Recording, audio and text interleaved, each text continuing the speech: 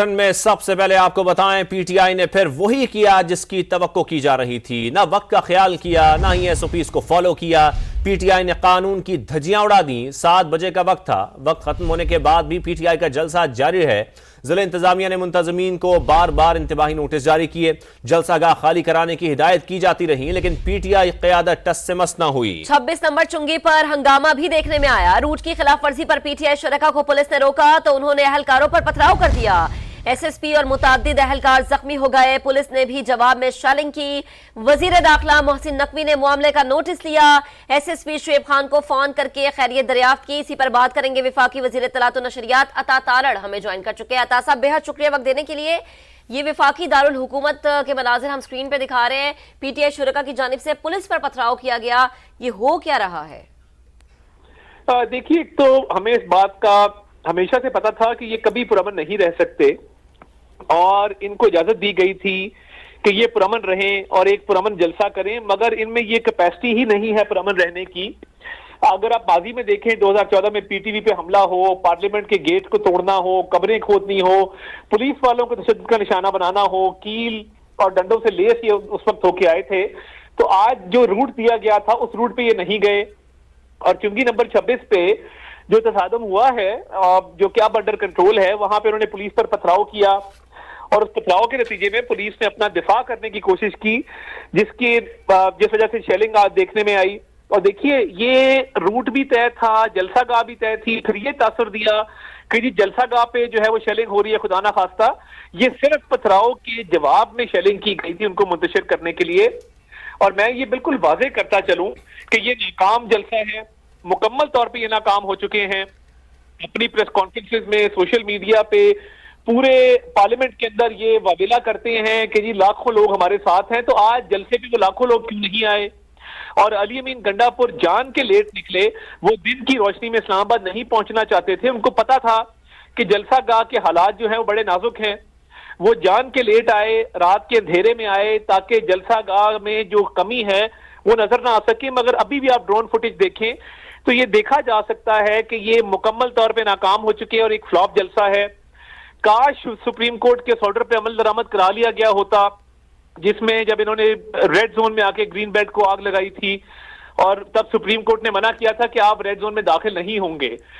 तो ये इनका वतीरा है। नाकाम जलसे को छुपाने के लिए पुलिस पे भी पथराव किया गया है। अली अमीन गंडापुर साहब भी लेट आए हैं और रूट की भी वायलेशन की गई है।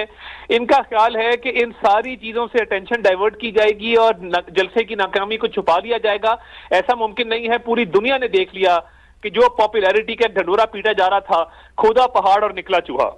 और जिन वायलेशंस का आप जिक्र कर रहे हैं ये तो अब दिखाई भी दे रही हैं। तो एसओपी को फॉलो तो नहीं किया गया था साहब, तो फिर अब क्या कानूनी कार्रवाई होगी और क्या ये क़यादत के खिलाफ होगी? देखिए, इन्होंने एक बाकायदा इजाजत ली थी। अब जो टर्म्स एंड कंडीशन इन्होंने फुलफिल नहीं की, इनके खिलाफ भरपूर कानूनी कार्रवाई अमल में लाई जाएगी। और ये अगर जलसा इन्होंने करना था तो हमने इनसे ये बाकायदा तौर पे, तहरीरी तौर पे लिया था कि ये पुरअमन रहेंगे। तो ये फिर पथराव का जिम्मेदार कौन है? ये क़यादत को इसका भार उठाना पड़ेगा। ये नहीं हो सकता कि आप इजाजत पुरअमन जलसे की लें, उसके बाद वायलेशन करें और वो कारकुनान पे डाल दें। जैसे 9 मई को उन्होंने हमला खुद किया और बाद में उन कारकुनान की मुआवनत भी नहीं की, कानूनी मुआवनत भी नहीं की। तो कानून हरकत में आएगा और भरपूर एक्शन लिया जाएगा। सही। अता साहब, ये भी फरमाएगा, कुछ सोशल साइट्स पे हमने देखा कि पीटीआई ये भी कहती नजर आ रही है कि पूरा इस्लामाबाद ही सील हुआ था, हमें कहीं पर भी जो है जलसे तक जाने के लिए मुनासिब रूट्स नहीं दिए जा रहे थे, शायद गवर्नमेंट खौफजदा थी। कुछ ऐसे भी बयान पीटीआई की जानिब से सोशल मीडिया पर नजर आ रहे हैं। ये है, पहली बात तो ये, मैं अभी इस्लामाबाद रेड जोन से मुकम्मल तौर पर मैं मार्गला रोड के जरिए गया हूँ और मैं F11 से आगे तक होके आया हूँ। बिल्कुल कोई रुकावट नहीं है। सिक्योरिटी पर मामूर अहलकार जरूर खड़े हैं, मगर कोई रुकावट मुझे नजर नहीं आई। और मैं बाकायदा पूरा इस्लामाबाद ड्राइव किया है और कहीं पे भी कोई रोक टोक नहीं है, किसी को रोका नहीं जा रहा। अभी जलसे की नाकामी छुपाने के लिए कहा जा रहा है कि इस तरह रुकावटें खड़ी की गई हैं। इनको तो रूट भी बताए गए थे, सिक्योरिटी भी फराहम की गई थी। अब इसके बावजूद अगर ये जलसा ना कर सके तो अफसोस की बात है। और देखिए, लाखों लोग हो ना, तो फिर जितनी भी आप रुकावटें खड़ी कर लें जो ये क्लेम करते हैं, तो फिर लाखों लोगों को कहते हैं ना कि वो निकल आते। अब जब लोग ही नहीं निकले, जलसा ही नाकाम हो गया, तो कभी पुलिस पर पथराव, कभी के जी हमें रूट नहीं सीख दिया गया, कभी कोई बहाना, कभी कोई बहाना। इनकी नाकामी है और ये अब 100 उज़र पेश करेंगे। बहुत शुक्रिया। बहुत शुक्रिया। ततार साहब हमारे साथ मौजूद थे और उन्होंने कहा कि नाकाम जलसे को छुपाने के लिए पुलिस पर पथराव किया गया। हमें पता था कि ये कभी भी पुरअमन नहीं रह सकते और एसओपीज की खिलाफ वर्जी की गई है। इस वक्त आईजी इस्लामाबाद सैयद अली नासिर रिजवी साहब हमें ज्वाइन कर चुके हैं। अब सर आपसे मैं ये जानना चाहता हूं कि इस वक्त एक तो सूरत हाल क्या है, ताजा तरीन सूरत हाल क्या है, वो भी हमारे नाजरीन को बताइएगा, और एसओपीज की जो खिलाफ वर्जी की गई है उस पर अब क्या किया जा रहा है पुलिस की जानिब से? कानून 100% हरकत में आएगा। कानून की हरकत में ना आने वाली कोई बात ही नहीं है।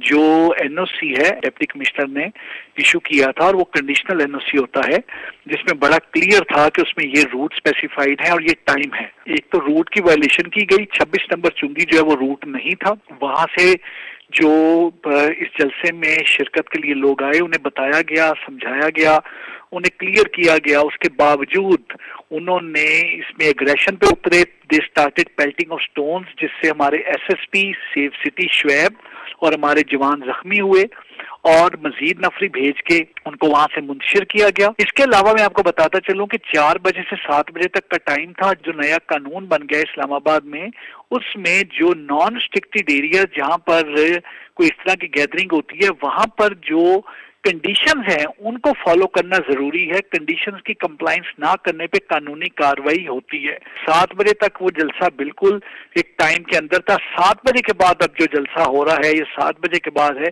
ये उस एनओसी की वायलेशन में है। और इसमें हमारे जो 26 नंबर चुंगी वाला जो रूट जो स्पेसिफिक रूट्स थे उनको जो उनकी नॉन एडहेरेंस है, और फिर जो टाइम की इस वक्त नॉन एडहेरेंस है जिसपे कि डिप्टी कमिश्नर ने नोटिस भी दिया है, तो उसमें बिल्कुल कानून हरकत में अगर कानूनी कार्रवाई अमल में लाई जाएगी। ठीक है, आईजी इस्लामाबाद सैयद अली नासिर रिजवी साहब हमारे साथ मौजूद थे, गुफ्तगू कर रहे थे। बेहद शुक्रिया समय से खुसूसी गुफ्तगू करने के लिए। तो 7 बजे का वक्त था और इसकी खिलाफ वर्जी की गई। मुतअद्दिद और भी शिके हैं जिनकी खिलाफ वर्जी हुई है। हमारे नुमाइंदे खुसूसी कमरुल मुनव्वर हमें ज्वाइन कर चुके हैं। कमर, आपके पास ताजा तरीन इत्तलात क्या है? क्या अभी ताजा तरीन सिचुएशन आप देख रहे हैं?